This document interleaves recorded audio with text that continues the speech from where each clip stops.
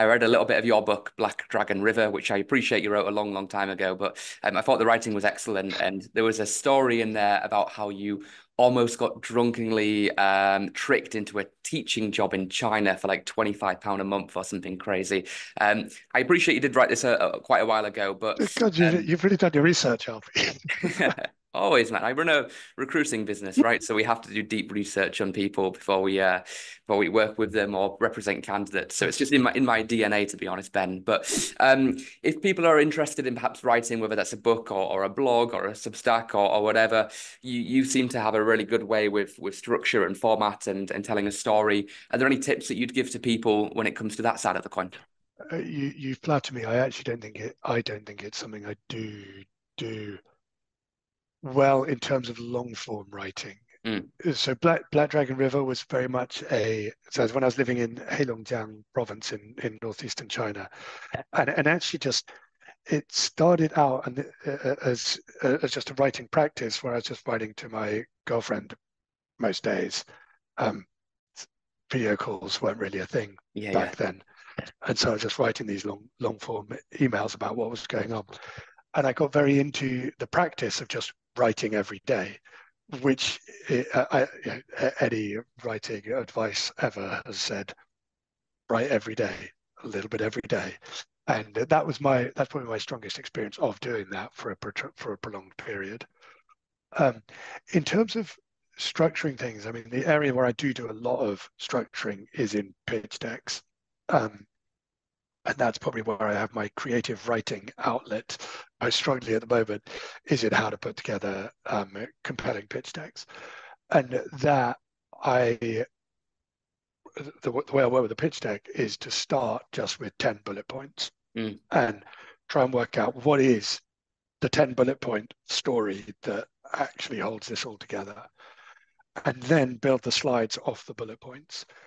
Um, I've tried other ways around. I'm not a very visual person as well. I know a lot of people can't think unless they have like mind maps and all of these things. I do bullet point lists.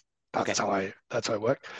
And what I find by structuring that, I can hold 10 bullet points in my mind and I can see how that whole thing flows together. And I can see if there's anything that is a little bit catches and is not quite as slick as it could be. And then building out of those, you've got your titles for each of your 10 slides. And you know that investors are going to spend probably 3 minutes looking at your deck. And therefore, it's a few seconds each slide. They're going to read the headline and then get a bit of a feel for a picture. And if it can't be compelling in 10 bullet points, then the deck is very unlikely to be compelling as well. So that's how I guess that's where I'm looking at structure most these days. What are the non-negotiable categories in a pitch deck for you? You know, problem, solution, team, whatever. What are like the top deal breakers which you need to see if you're going to invest in a business? I I think there's no generic answer to that, except that they need to be making a strong case and then having the evidence for that case. And so if the evidence you're making is that this is a very um, difficult problem to solve, which no one else has the expertise to solve, then your team slide becomes incredibly important, because your team slide needs to say, look, we're the people to solve this. So the company I'm working with at the moment that has a solution for a diagnostic AI tool for doctors that helps with prescribing metabolic oncology treatments, Mm, personalized personalized cancer treatments. And the problem there is that although supplementary metabolic treatments are hugely effective in treating cancer, they prescribing the right one is a very difficult thing to do. It requires an encyclopedic knowledge of huge numbers of drugs. There are only tens of people globally who've got that expertise, and for each one of those, it takes them hours and hours and hours to do the prescription. Per patient takes 6, 7 hours. to analyze all of the data. Yeah. So that's the problem.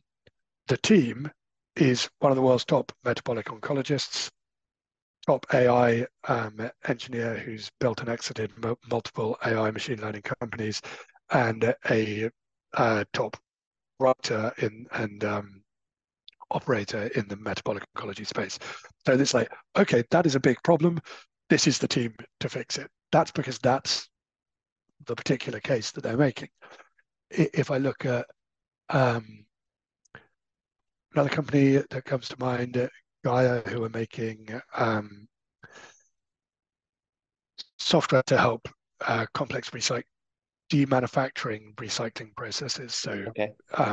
EV batteries are an example of complex demanufacturing. Yeah. It's Sure. a totally different kind of recycling that requires a totally different kind of product.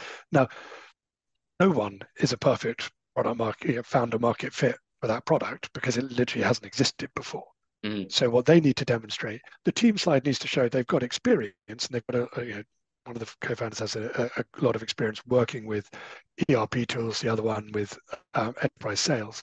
But what they need to show is this is a problem that a large number and a rapidly growing number of recyclers have, and they will be willing to take on our solution quickly.